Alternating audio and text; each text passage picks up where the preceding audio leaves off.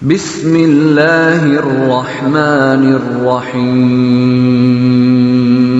شهر رمضان الذي أنزل فيه القرآن هدى للناس وبينات من الهدى والفرقان فمن شهد منكم الشهر فليصم ومن كان مريضا أو على سفر فعدة من أيام أخر يريد الله بكم اليسر ولا يريد بكم العسر ولتكملوا العدة ولتكبروا الله على ما هداكم ولعلكم تشكرون. السلام علیکم ورحمۃ اللہ وبرکاتہ. بسم اللہ والحمد للہ والصلاة والسلام علی رسول اللہ. اعوذ باللہ من الشیطان الرجیم. بسم اللہ الرحمن الرحیم.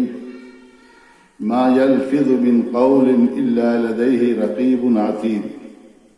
وقال تعالى إن عليكم لحافظين كراما كاتبين يعلمون ما تفعلون. ناظرین کرام، برادران اسلام، میری ماں اور بہنوں، گزشتہ دو دروس میں رمضان المبارک کے روزوں کے فضائل اور ان کے اجر و ثواب کا ذکر کیا گیا تھا. لیکن یہ فضائل اور اجر و ثواب روزے دار کو اسی وقت حاصل ہوں گے جب روزے دار اس کے آداب و شروط کا خیال رکھے، خصوصاً اپنے آپ کو زبان کی آفات مثلاً جھوٹ، گالی گلوج، غیبت اور چغلی، بد زبانی اور فحش گوئی وغیرہ سے محفوظ رکھے، ورنہ روزے کا مقصد فوت ہو جائے گا اور ہم کو اس سے متوقع اجر و ثواب حاصل نہ ہو سکے گا. ساتھ ہی ہمیں اپنی ان حرکتوں کے سبب جہنم کا ایندھن بھی بڑھنا پڑے گا، جیسا کہ اللہ کے نبی صلی اللہ علیہ وسلم نے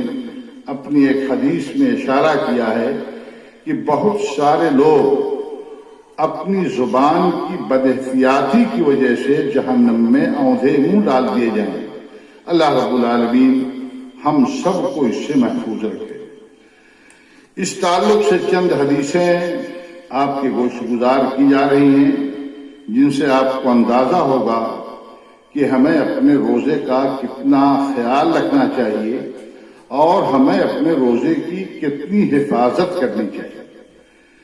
بخاری اور مسلم کی ایک روایت ہے، اللہ کے نبی صلی اللہ علیہ وسلم نے فرمایا، الصیام جنہ، روزہ یہ ڈھال ہے. ڈھال کا مطلب یہ ہوتا ہے کہ جس طریقے سے ایک کسی دشمن کے حملے سے بچاؤ کے لیے آدمی ڈھال کا استعمال کرتا ہے، دشمن کے وار سے اپنے آپ کو محفوظ رکھتا ہے، اسی طریقے سے روزہ یہ گناہوں سے بچنے کے لیے ڈھال ہے، گناہوں سے ڈھال ہے اور جہنم سے ڈھال ہے، اللہ کی معصیت اور نافرمانی سے ڈھال ہے. اللہ کے نبی جناب محمد رسول اللہ صلی اللہ علیہ وسلم نے آگے فرمایا کہ اذا کان یوم صوم احدکم فلا یرفث ولا یسخر. جب تم میں سے کسی کے روزے کا دن ہو، یعنی جب کوئی آدمی کسی دن روزہ رکھے، چاہے وہ فرض روزہ ہو رمضان کا یا نفلی روزے ہوں، فلا یرفث، تو اپنی زبان سے گندی بات نہ نکالے، ولا یسخب، شور ہنگامہ نہ کرے، چیخے چلائے نہ. اور اللہ کے نبی صلی اللہ علیہ وسلم نے آگے ہدایت دی، فإن صابہ احد او قاتلہ، اگر اس سے کوئی آدمی گالی دے کر کے اس کو بھی گالی دینے پر آمادہ کرے، صابہ یعنی اس کے جذبات کو برانگیختہ کر کے گالی دے کر کے اس روزے دار کو بھی گالی دینے پر آمادہ کرے، تو روزے دار کو جذبات میں قطعاً نہیں آنا چاہیے، بلکہ یہ کہہ کر کے معذرت کر لینا چاہیے کہ انی امرؤ صائم، میں روزے سے ہوں، میں گالی دے کر کے اپنے روزے کو خراب نہیں کروں گا. ہمارا رویہ بدقسمتی سے اس حدیث کے خلاف ہے۔ روزے کی حالت میں عام طور سے لوگ جذبات کا شکار ہو جاتے ہیں اور اس کے نتیجے میں ان کی زبانیں بے لگام ہو جاتی ہیں، گالی گلوچ سے لے کر کے قتال و جدال کر کے وہ اپنے روزوں کو خراب کر لیتے ہیں اور اس کے اجر و ثواب سے محروم ہو جاتے ہیں۔ ایک دوسری حدیث جو صحیح ابن خزیمہ کی ہے اور صحیح درجے کی ہے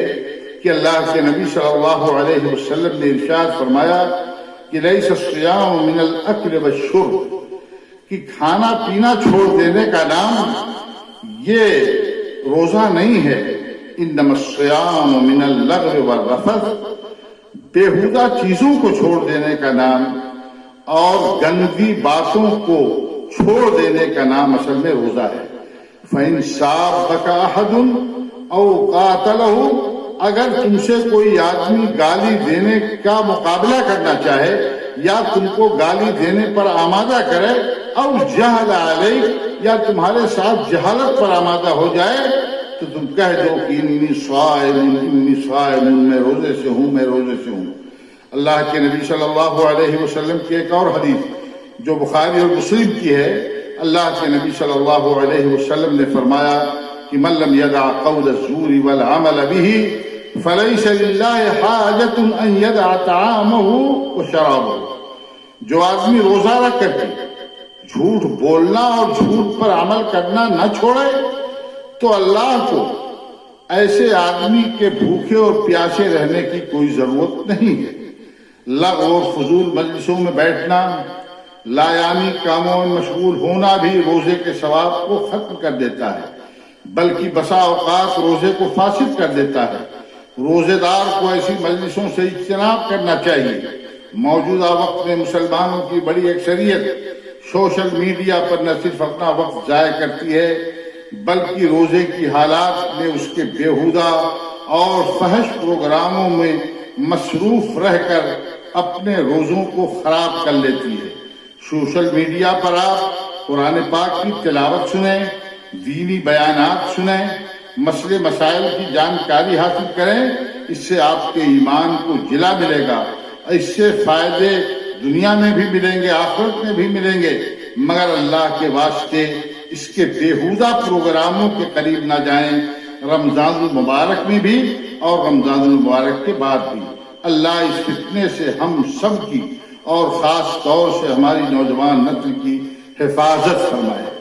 اللہ کے نبی صلی اللہ علیہ وسلم کی ایک اور حدیث جو سنن نسائی، سنن ابن ماجہ وغیرہ کی ہے